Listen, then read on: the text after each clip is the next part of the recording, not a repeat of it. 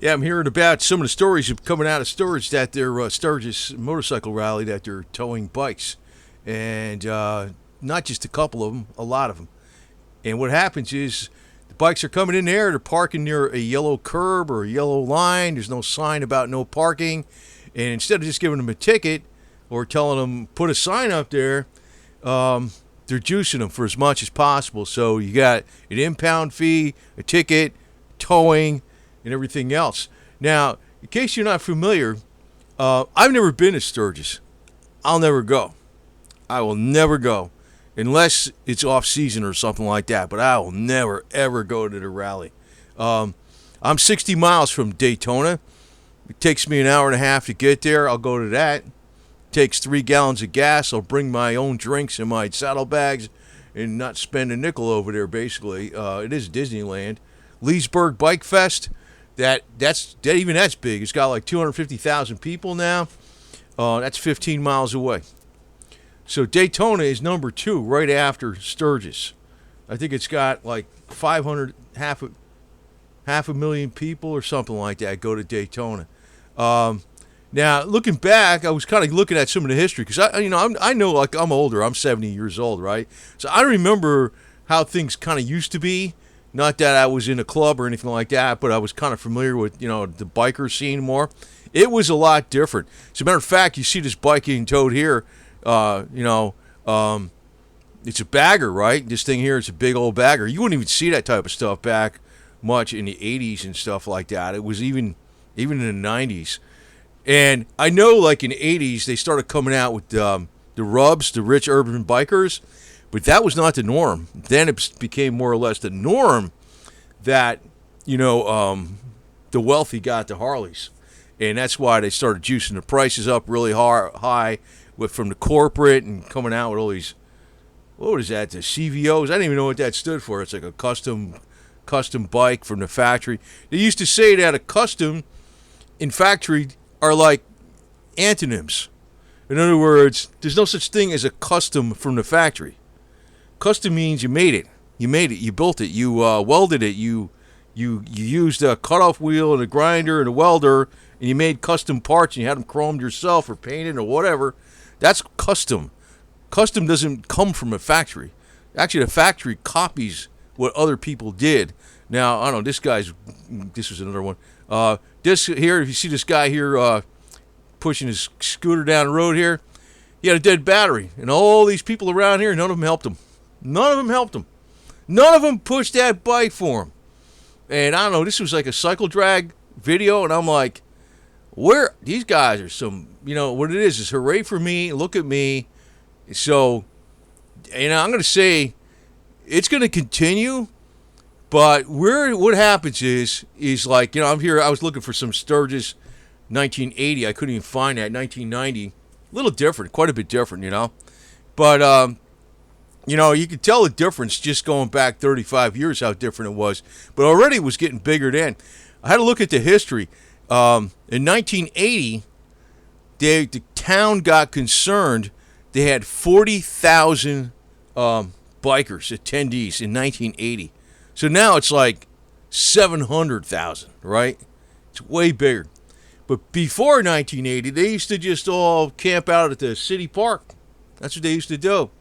It was like a real rally, a real biker rally. So, my humble opinion, if you really want to be in with the good stuff, avoid these big Disneyland garbage places, man. It's like there's a lot of smaller things going on. And actually, if you get around in the area, well, I know with Daytona, Cabbage Patch was pretty good. Like somebody else bought it out though. Cabbage Patch was pretty good. And around by Leesburg, you got Windy Acres Farms. You got, for $20, you can get in there, and it's 21 and up. So it's like really wild stuff, right? So, it's away from Main Street where you got a cop on every block and all this kind of stuff. It's like totally Disneyland at Leesburg. But, back in the day when, none of this was filmed. And I think, part of the problem, too, a lot of people don't do stuff because everybody's got cell phone cameras, There's a lot of crazy stuff going on with the women and stuff. And everybody, like, is going to get their cell phone camera out and blah, blah, blah. And people know that, so they're not going to do it. That's the thing. But as far as it began, Sturgis, like, you go in there. I noticed people. I saw this video here before, and I was like, I just want to comment if it's still on, or if I can still find it. It was a video saying not to go to Sturgis, and actually, it would turn out to be a video. Go anyway, right? All these people telling you to go. Well, you can do what the hell you want, but to me, it's like you can do way more for way less money, and it's like everybody's telling each other I had fun. It's almost like it almost reminds me way back in the day when they had the Beatles were coming out. I couldn't stand those idiots, man. That's how old I am, right? And hey, the Beatles got you hear the latest song. I don't care. I mean, there's only a few songs that those guys actually did that were worth the crap, in my opinion. And this is back then. This is way back in the day. But since everybody liked it, you're supposed to like it. That's kind of like the way this thing became. It's like, everybody's going, so let's go. It's like, the whole point of being quote unquote an outlaw biker is you don't listen to the crowd. You go with your independent thought. And, hell, in other words, if it's societal norm, you're not part of the real scene. So these cops over here, I mean, this, to me, I saw some of the guys are making the videos in Sturgis like, oh, yeah, don't park at the yellow line. And I'm like, man, you should be tearing those cops up for that kind of crap. They got a special sales tax in Sturgis when you go to that rally, right? Just because there's a lot of people. So the government is going to charge you way more sales tax. They got different menus. Like a hamburger might be $4 when it's off season, and it's $25 when you're going in there when the rally's going. And on top of it, they're screwing people taking their damn bike. Are you kidding me? I could not stay calm. You know what? To me, that's an act of total war. That's the way I look at it. And, for these YouTubers sucking up to the cops on this freaking garbage, they blow chunks. Even though they get gazillions of views and stuff like that, I blame that on the viewer. They're idiots. But this is the problem we got today. Our whole society turned into a bunch of wussies to the max. And, even in 1990, this is 1990 Sturgis, right? I found this. You can look this up. You can take a look at it. It is a lot different from today. But even before this was already getting really big. The Harley thing was really coming on strong back in the late 80s again, when they had the Evo came out and stuff. So it's like a matter of, well, I guess, the only way, it's going to survive is kind of like what always survive. The real bikers are only going to be the niche. There's really not going to be, and, does that mean anything that you're a real biker? That doesn't mean nothing. It just means you ride a motorcycle. That's what it means. Nothing special about it. And you work on your own bike, and, you're not afraid to ride in the rain or the cold or the snow or whatever the hell it is.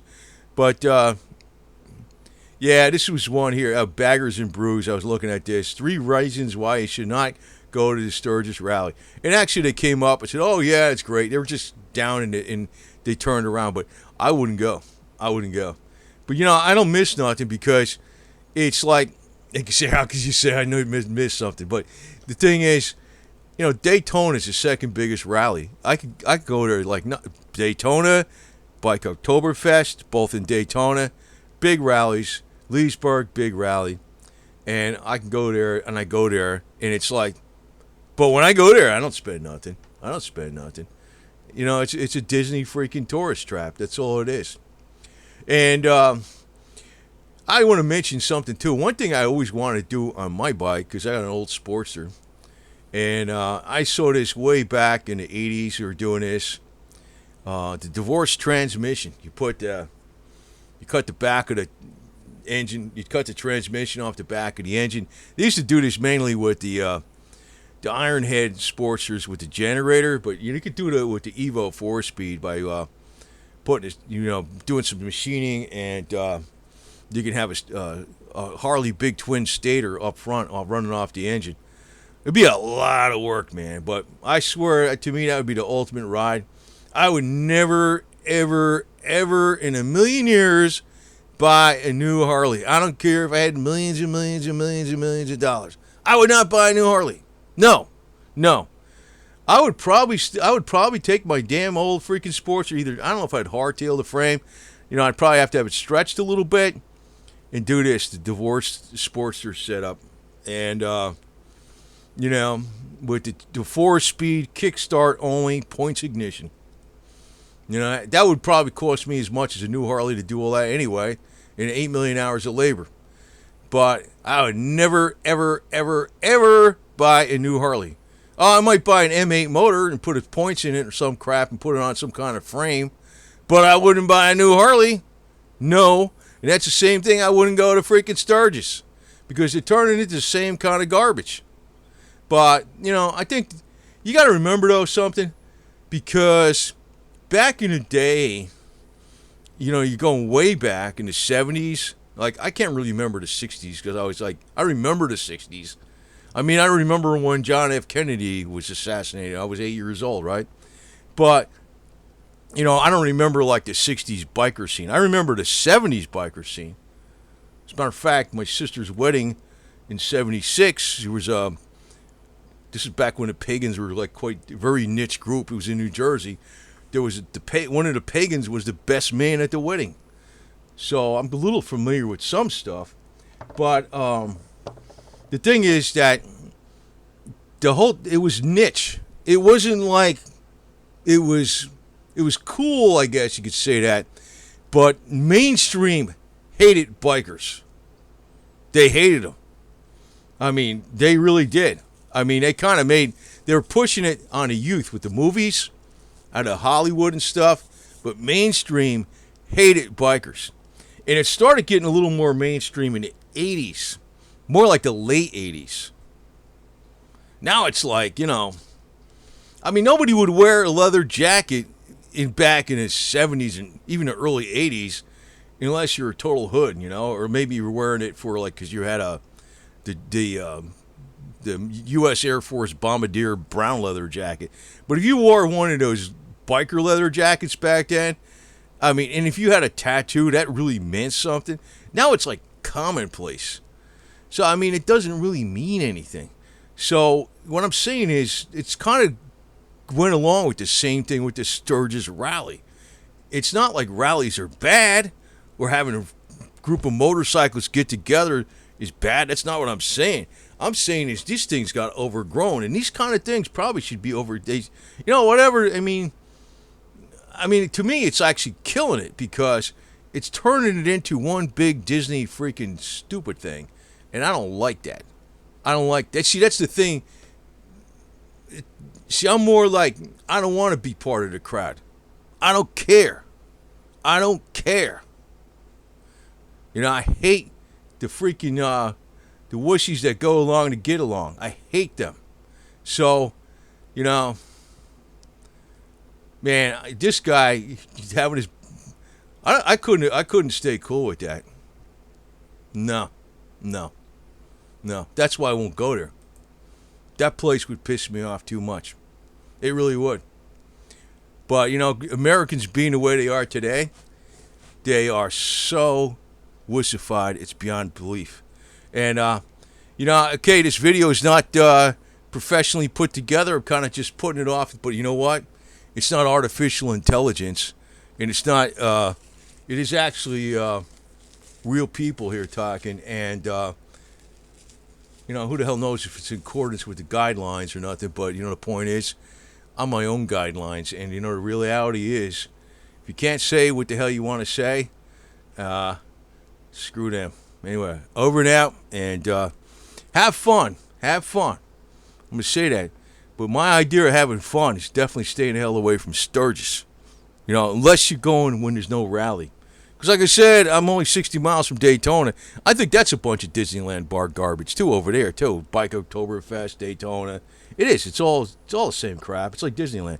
There's little spots around there, But the actual rally part, it's just a big show and tell. Look what I got. And people come out once a year with their bikes and stuff. So, but it don't cost me nothing to go there. So I go to Daytona and I go to Biketoberfest and I go to Leesburg. Sturgis, you think I would? No way, man. No way. I mean, if I went to this place during a rally, I'd probably park 50 miles away someplace in the middle of nowhere and not pay a nickel, And I would never leave my bike. That tow truck's coming, man. I'm going to be like, no way, pal. Over now.